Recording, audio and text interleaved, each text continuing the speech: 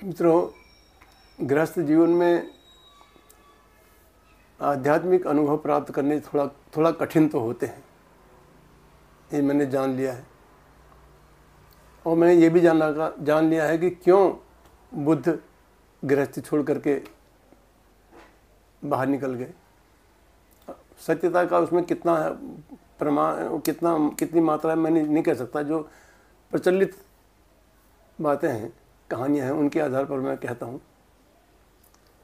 जैसे ओशो ने खुद शादी नहीं की, और बहुत लोग हैं जिन्होंने शादी नहीं की। बहुत लोग हैं जो हिमालय में अकेले चले गए हैं। तो गृहस्थ के लिए बहुत कठिन है तप का मार्ग। तो मित्रों, एक मैं कहानी बताता हूँ कि एक बच्चा एक स्कूल में एडमिशन लेने के लिए गया। प्रिंसिपल ने कहा कि तेरी तो योग्यता है ही नहीं, तो पात्र ही नहीं है यहाँ एडमिशन लेने के लिए। लेकिन वो बच्चा बहुत इच्छुक था।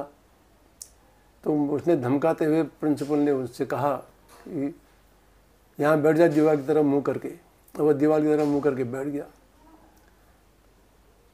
चुन्नू मुन्नू ये कई लड़के आए जो उसको छेड़ते रहे, चल भाई यहाँ क्यों बैठा है खेलने के लिए, चल भाई चाउमीन बट रही है, बिस्कुट बट रहे हैं, चल भाई ये खेल हो जाए, चल भाई। तो उसको दिन भर जो है कुछ न कुछ उसको डिस्टर्ब करते रहे ताकि वो उठे और चले।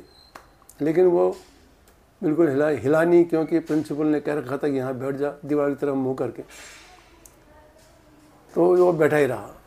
जब छुट्टी का टाइम हुआ तो प्रिंसिपल साहब आए। तो उन्होंने कहा कि उठ भाई तू क्यों बैठा है। उन्होंने कहा आपने तो कहा था बैठने के लिए। उसने बोला तो उठ जा फिर, अब तेरा नाम यहाँ हमने लिख दिया है। वो जो जितने बच्चे आए थे ना, वो चुन्नू मुन्नू और वो जितने भी आए थे जो तुझे चाउमीन और ये और वो सब टॉफ़ी और बिस्कुट जो प्रलोभन दे रहे थे, जो खेलने के लिए कह रहे थे, जो सब कर रहे थे, वो सब मेरे ही भेजे हुए थे। तो मित्रों, ये जो जंगल में चले जाते हैं, तो जब गृहस्थी में कोई साधना करता है तो ये चुन्नू मुन्नू बहुत आते हैं। बीवी उस चुन्नू मुन्नू रूप में आती है, बच्चे आते हैं, समाज आता है, ये सारे लोग रिश्तेदार आते हैं। ये सब चुन्नू मुन्नू का काम करते हैं। ये बहुत, कोई कहता है क्या रखा है इसमें, कोई कहता है क्या क्यों दिमाग खराब हो गया क्या, इस तरह की बातें कहते हैं। घर के लोग जो कहते हैं वो तो उनकी तो बात ही बहुत अलग अलग है। तो अब तब मुझे पता लग चला है कि ये कितना कठिन है गृहस्थ जीवन में तपस्या करना, साधना करना, अनुभव को प्राप्त करना। फर्जी तो आप आराम से चल सकते हैं, लेकिन आप कोई अनुभव गेन नहीं कर सकते। इसलिए लोग शादी नहीं करते, इसलिए लोग एकांत में चले जाते हैं। गृहस्थ में बहुत फायदे भी हैं, बहुत परेशानियां भी हैं।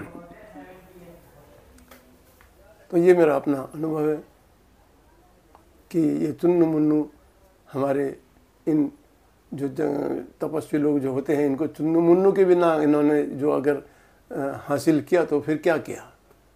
ये भी मैं सोचता हूँ कि इन लोगों ने अगर सत्य को उपलब्धि भी किया तो क्या किया। चुन्नू मुन्नू तो थे ही नहीं। चुन्नू मुन्नू के रहते हुए सत्य को उपलब्ध होते तो हम कहते कि हाँ भाई ठीक था। एक कबीरदास जी थे जिन्होंने घर में गृहस्थी के साथ रह करके ये वो किया, लेकिन उनकी भी कहानी मैं फिर कभी बताऊंगा। वो भी मुझे पसंद नहीं है। इसलिए जो है मैं आपको अपने अनुभव की आप ये बात बताई है कि आप अगर गृहस्थी हैं तो आप साधनारत हैं तो बड़े संकल्प के साथ आपको जाना पड़ेगा।